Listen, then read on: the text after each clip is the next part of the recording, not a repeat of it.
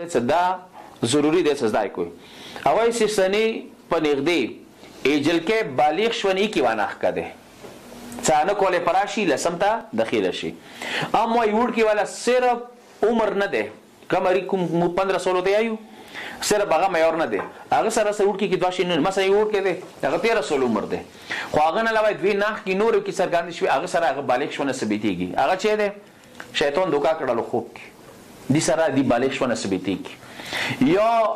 کوم نوب نه لوندي چې کوم چې باغ ته ډیغه نه لوندي چې کوم دې شرمګونه پوس ویخته دی هغه تور شي هغه سه هم دی وړ کی والا بالغ شونه ثبتيږي پس وړ کی د پاره درې نخ کی دي یا 15 سال قمری پراشي شپږ سم د داخل شي یا مثلا شیطانی دوکا کی دا ضروري دی یا مثلا اكو ویخته چې مو د تارز وکړل نوب نه لوندي چې هغه ویخته دی تور شي دي سره هم دی وړ کی بالغ شونه ثبتيږي جلکه د پاره شرط صرف یو دی هغه چه ده چې هغه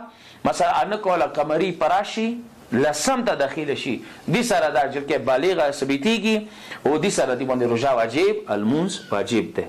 دا یو مسله چې ډیره مهمه ده او بل مسله دي کې دا ده چې دا اجر کې څه نو کول د کسب لازمه ارزو کړلو نه خبر مو ارز کو کړو زو ارز کړلو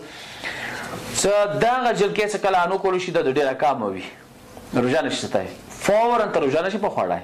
یو به داسې کې چې کته پر شنور ولای لیزایو کې تاسو رشتہ دار وي دا جل کې بل لیزایو ته بوزي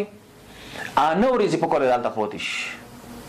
انو ریزي چې پوتیش دالته بالکل ټیک ټاک روزه خو د سفر کې ده اقامه لا سوري زبون دی وي دا انو ریزي تیر کې الله سم ریزي بیا راولې کله الله سم ریزي راوسته یو الله سم ریزي دوباره بیا بوزا انو بیا تیر کې 18 دې طریقې سره به دوه سفر کې ټول روزه وخوري یو طریقه دا ده بل دا دا جل کې ټیک ټاک به پر شمایا کوي نیت به دی روزیا کوي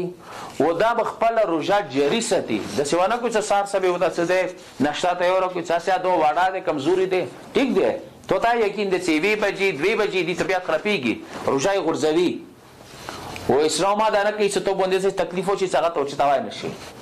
خو ته سار سبه نشي په خوړه اوس په مثال د لیبر چاري والا ده مزدور ده زمینداری والا ده هغه ته یقین دي چې دا زمیندارا 2 بجې مو حالات خرپوي چاري والا ده سخت مزدوري ده هغه 2 بجې غورځي ډون کیږي غورځي ویل سبل وخت هغه نشتا کاشي نشي کا څو وکړه کی فاروق راغو دغه ځل کې نه بوټیک دا پټ سمایا کوي نیت به روزیا کوي دي ځل کې د اختیار ورکو ست خپل اختیار سره روزه ساته کله شي وجل کې ده څلور پورې روزه خواصه څلور باندې حالات خنه شو هغه وخت کې دې ته به اجازه شته یو وجل کې 2 بجې حالات خنه شو وی څه ده ان لاس بجې طبيعت خراب شولو دا هغه مسله ده چې د کی تاسو کوشش وکړئ چې دا بچي روغ دي ټیک د تکلیف شته ده خو بچي ورکول نه روغ دي شوس خو الریډي لاک ډاون د سکول نه باندې تاسو دا شي کاوه چې ټوله شپاتیره کی او بهار ما پرګه د خونونه کوشش دا وکړو مثلا هغه 2-3 بجو پورې خوب نو الریډي هغه د 3 غنټې ورځې ته پاتې شي دا څه سبل وخت اوسې نه هغه مخشولې وکي ناساو کیږي نو روزه دې بیا نور اور باندې زوراور شي دی وجنه یو خا خدای ز شپه ودرو ریزه ټوله خوف کوي 2 بجو کو الریډي ونو مکو فيه عبادت د سیمه شې کدي مشه کې ته خوب کو هغه عبادت ته زمانه نشته ټول ورځ خوب کیسه مارو کوي خو زما روزي سره روغ دي شي وبله خبره دي کې دا چې کله دي دا روزه و خړله اوس کدی ته نیم ګلاس او بزرات د برو ګلاس نشي کی مان ده یعنی په کور د نیم ګلاس گزارا وکي څه ته دا څه الوا غیاوی وغایدی وسره غو بوس گزارا وشي بعد کې به دا روزه بیا دا قضا ستي خو وقفه سره ان شاء الله دي کې نور مسله شته زه غوړم خپل خبره دوی ته واپس کوم بیا ان شاء الله کمانس کې مکمل شو زموږ خبره به کو خدای دې دا خبرونه عمل کولو توفیق متنصیب کړي